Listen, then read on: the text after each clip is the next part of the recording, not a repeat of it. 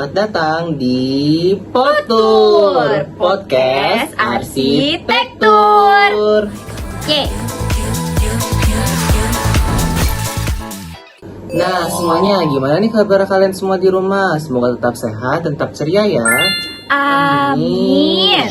Nah, di kesempatan kali ini kami dari kelompok 3 dari mata kuliah pengantar arsitektur bakal membahas seputar arsitek dan arsitektur nih. Kira-kira kita bakal ngebahas apa ya, Nola?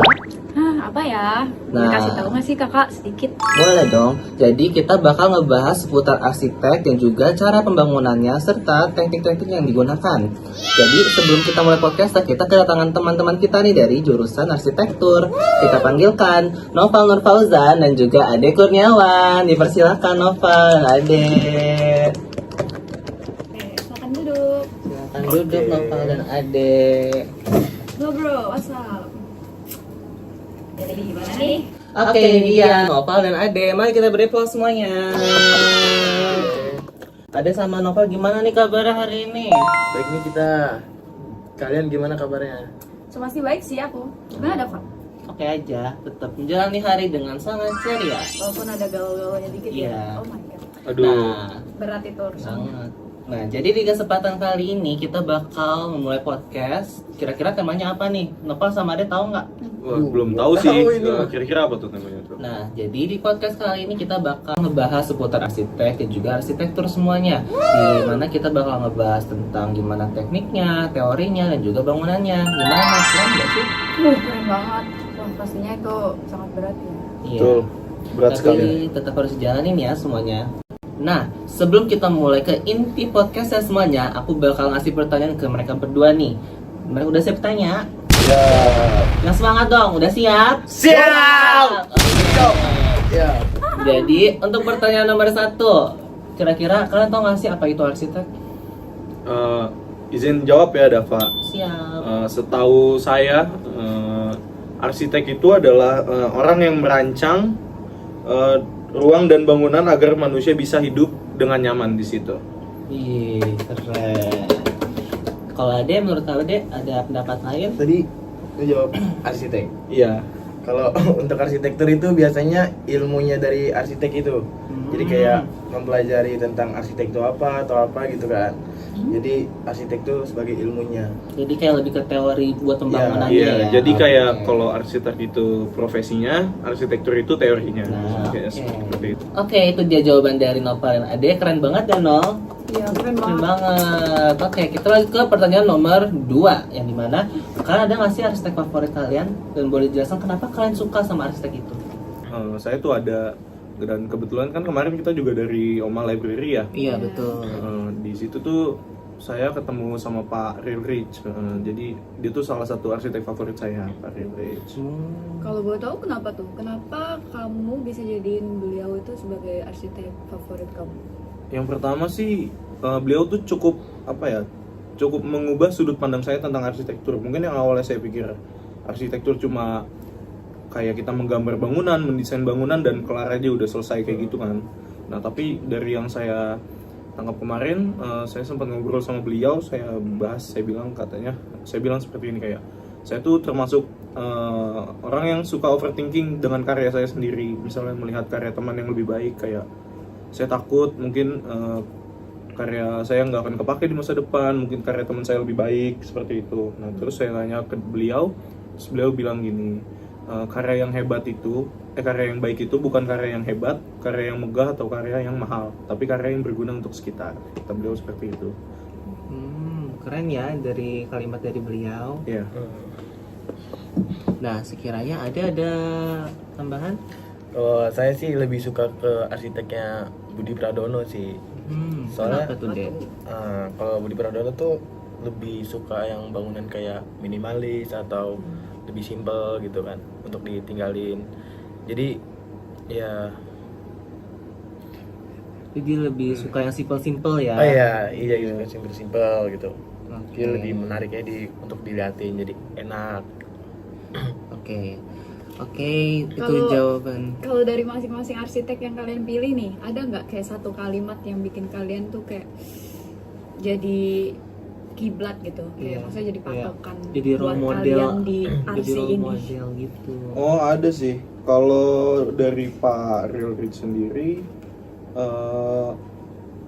apa ya? Dia tuh bilang kita tuh kadang kan emang punya pikiran negatif ya, kayak yang saya bilang tadi. Mungkin kayak takut entah karyanya kita nggak kepake, atau kita bakal kalah saing sama arsitek lain. Nah dia tuh bilang kemarin kayak gini, kayak dia bilang tuh kayak that is in universe you will get something good every day. Jadi kayak kita tuh harus ngebayangin kita tuh bakal dapat hal-hal baik setiap harinya. Jadi itu lumayan memotivasi lah. Kalau lu deh? Kalau untuk Budi Pradono tuh biasanya dia kayak ngomong arsitek tuh bukan cuma soal mendirikan bangunan, tapi soal menempatkan bangunan dengan tepat dan soalnya memberi makna gitu. Jadi kita kalau mau taruh bangunan tuh jangan main asal taruh aja, pasti harus ada kayak maknanya lah, maknanya seperti gitu. itu ya. Jadi nggak sembarang tempat gitu. Jadi selain ada kayak misalkan desain, ada manfaat sama arti khususnya Iya, gitu ya. pasti harus ada, nggak mungkin nggak ada. Nah selanjutnya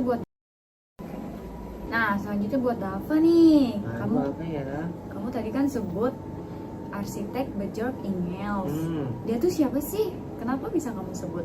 Kalau kalian tahu nggak? Oh tahu dong Björk Björk Ingels. Ingels. Tahu pasti.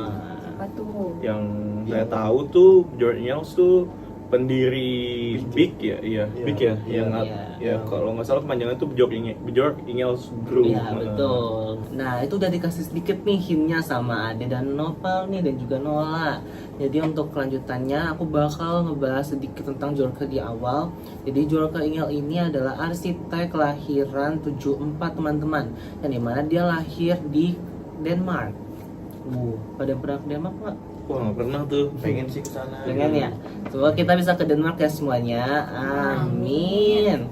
Nah, teman-teman tahu nggak sih yang tadi kayak Nopal dan Ade bilang, Björk Ingels itu pendiri dari Big, yaitu Björk Ingels Group, yang dimana Björk Ingels Group ini udah terdapat 400 karyawan di sana teman-teman. Gimana menurut kalian? Gede banget ya pasti Wah, iya, itu gede perusahaannya. banget. Pasti gede banget itu. Iya. Nah teman-teman, jadi itu sedikit tentang Björk Ingels. Dan Nola tadi dia tuh lahir di mana sih Nol? Di Denmark ya teman-teman. Ingat. Betul, dia lahir di Denmark. Nah, tadi teman-teman dengar gak sih kalau Nopal sama Ade itu bilang kalau mereka tuh tahu seputar Björk Ingels. Nah, gimana nih kalau kita tanya-tanya seputar Björk Ingels ke Nopal dan Ade? Kira-kira apa Apa yang nih mereka jawabannya? tahu nih tentang Björk Ingels gitu? Oh iya, kayak tahu sih apa ya? Ade kayaknya mikir Ade kayak tahu berat nih. Apa nih apa deh? ya? Pernah mikir bentar. Oke.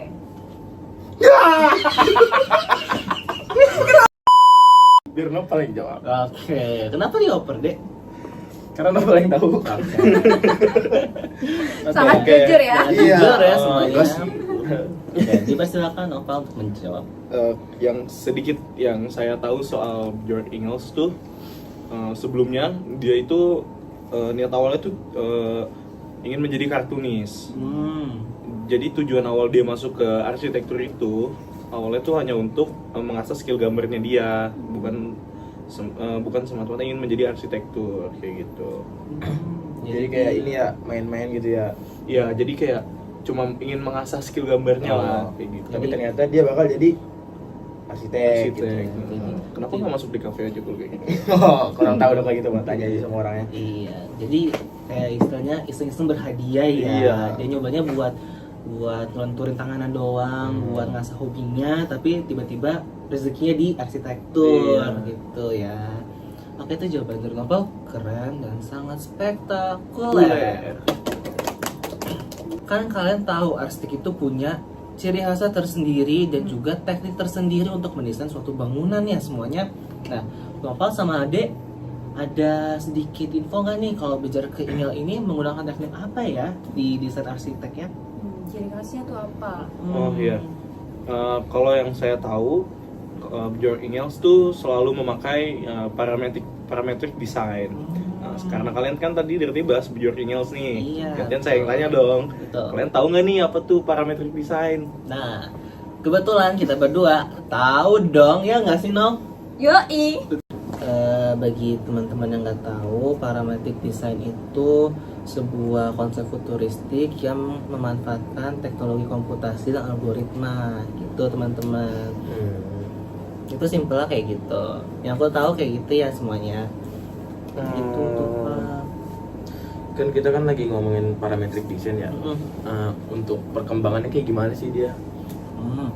Untuk perkembangannya itu kayaknya seinget aku tuh kalau parametric design tuh bukan konsep yang baru teman-teman. Jadi tuh setahu aku konsepnya parametric design itu udah ada dari abad ke-20. Jadi dari abad ke-20 itu dia tuh dikembangin seiring berkembangnya zaman. Kayak contohnya untuk golden year-nya untuk komputasi algoritma ini tuh di tahun 1900-an dan juga 2000, di mana tahun 2000-an itu teknologi udah mulai berkembang ya. Oh iya, Ya betul kan? ya. Iya. Jadi itu membuka jalan yang lebar untuk desainer-desainer semuanya. Jadi bahasa gampangnya berkelanjutan ya. Iya, betul, berkelanjutan. Was? Ada buat ya. Bagus pertanyaan. Thank you. Oh iya, kalian kan tadi nanya kita soal George Ingels ya. Iya. Ya. Tadi juga waktu saya ngomong big juga, kayaknya Dava tahu nih big itu apa. Jelasin dong, apa itu big? Big. Big itu yang tadi Nopal dan aku bilang, Big itu perusahaan yang didirikan oleh Bjorke Ingels, yang dimana Big itu singkatan dari Bjorke Ingels Group, yang dimana kayak tadi aku juga udah sempat mention, dimana itu karyawannya itu udah mencapai berapa dong? 400. Nah iya, berarti 400 karyawan teman-teman. Bayangin 400 karyawan loh, gede banget deh. Terkenal, udah pasti terkenal. Untuk kalian nih berdua, ada nggak sih dari bangunan dari Bjorke Ingels itu yang kalian favoritin? Kayak bangunan favorit kalian Ya, lah dari apa gitu? karya Bjorke Ingels ini. Kita sama ya. Ya. Kita pernah ngebahas ini di luar podcast ini. Waduh. Oh, Betul. Apa tuh? Apa tuh no? Kita itu menurut kita yang paling oke ya, yang paling keren tuh Copenhagen. Copenhagen. Iya, Copenhagen. Enggak, Copenhagen. Karena denger aja sih. pernah dengar, cuman dengar. kurang tahu bangunannya seperti apa. Iya. Boleh dikasih tahu aja. Gitu. Jadi Copenhagen itu dia bangunan apa sih Dava? Pengolah sampah. Betul. Jadi tuh- dia ngolah sampah jadi energi listrik. Betul. Jadi itu bermanfaat buat lingkungan sekitarnya teman-teman. Jadi sampah-sampah yang tertumpuk di sekitar lingkungan itu bisa diolah menjadi energi listrik, yang dimana energi listrik itu di zaman sekarang sangat digunakan oleh banyak manusia. Dan yang paling gokilnya, selain dia jadi kayak pabrik pengolah limbah, sampah, dia tuh bisa jadi tempat rekreasi. Jadi atap dari Copenhagen itu berbentuk gunung ya. Iya, menurun dan naik. Oh, berarti bisa buat taman juga ya? Iya. Berarti Jadi nyambung gitu ya? Betul. rekreasi dia tuh kayak ada hiking, ski, terus ada panjat tebing juga.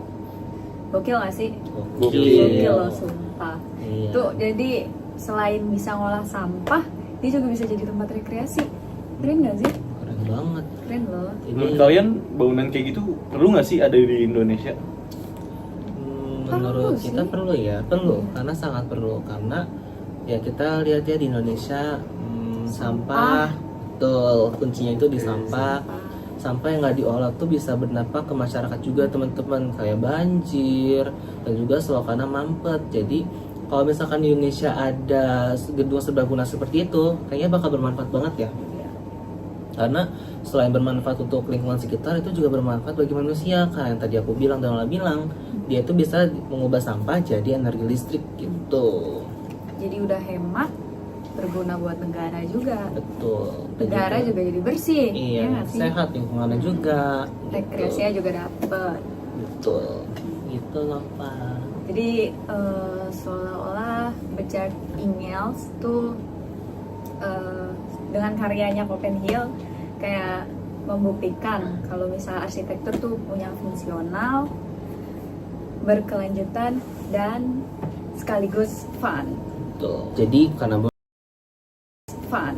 betul. Jadi karena berhubung nih waktunya udah mau habis dan juga di akhir waktu, nah Nopal sama Ade ada pesan nggak nih ke semua teman-teman kita yang lagi nonton? Ada sih, cuman nggak terlalu banyak ya kata-katanya. Mungkin jangan mikirin tugas-tugas arsitektur kayak, Waduh, saya mikirin, maksudnya gimana? jangan tuh terlalu mikirin banget gitu. Oh, jangan terlalu dibawa stres. Iya, jangan bawa stres atau ya terlalu mikirin banget lah gitu. Pasti ada jalannya kok. Iya. Tetap semangat aja untuk menjalani tugas arsitek. Oke, good. Kalau Nopal ada nggak nih? Saya ada sih sedikit. Mungkin ini dari pengalaman pribadi kita juga ya. Mungkin kita nih mahasiswa pasti adalah rasa-rasa kayak burnout, Iya, capek pasti. kayak mungkin tugas yang banyak, burnout gitu. Kayak mungkin kita tuh harus santai sih menghadapi tugas-tugas itu. Jangan terlalu dibawa pusing, bener kayak Ade. Kadang juga kita ngerasa kok capek banget kuliah arsitektur kayak gini. Terus kayak dari kemarin Pak Ririch Derek bilang ke kita, even demand us to die. Iya. Bahkan untuk ke surga kita harus mati dulu. Jadi kayak kita harus, ini seperti pengorbanan kita lah, ibaratkan seperti itu. Kalau Dava sendiri? Kalau dari aku sendiri, buat semua teman-teman yang lagi berjuang dan lagi menuntut ilmu, jangan lupa untuk tetap jaga kesehatan dan juga jangan lupa semuanya, jangan lupa tidur yang cukup, makan yang sehat dan juga tetap ceria untuk menjalani hari-harinya. Betul gitu. Nah kalau Dava ada nggak nih? Aku sih ada kata-kata. Apa? Tapi ini Aduh. mungkin kata-kata aku menjadi penghujung Acara, podcast kita iya. ini ya. Apa tuh Apa tuh? kata-katanya? Pantunnya Aku apa? punya pantun nih. Tapi Cakep. kalau makasih. Cakep. Emang cakep sih enggak? Jurusan arsitektur semester Cakep. 8. Belum. Sabar. 2, 3. Jurusan arsitektur semester 8. Cakep. Hatur nuhun lur. See you kapan-kapan. Jadi sekian dari podcast apa teman-teman? Podcast Potur. See you di next konten. Bye bye. Terima kasih Nopal.